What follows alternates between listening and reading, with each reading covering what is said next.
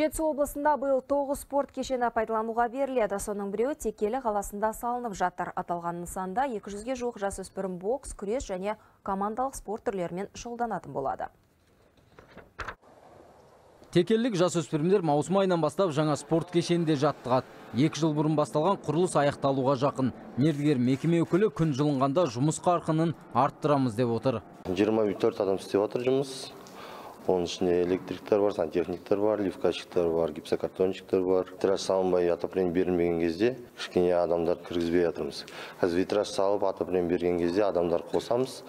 Бір 50-60 адамдай істейді. Дене шынықтыру орталығымен қатар қалада биатлон кешені салынады. Ол үшін Жетісу Алатаудың етегінен 9 гектар жер бөлінген.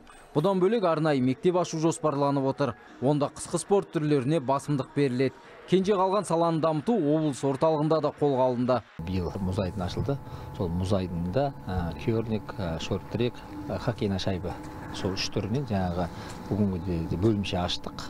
Сәуір айында жаңа мәнерлеп сырғанау ашу жоспарлануда. Алдағы уақытта осы шаңғы биатлон ашылса, шама келгенше спорт түрлерін бәрін дамытамыз. Жетісу облысында 23 мыңнан аса жасөспірім олимпиадалық спорт түрлерімен шұғылданады.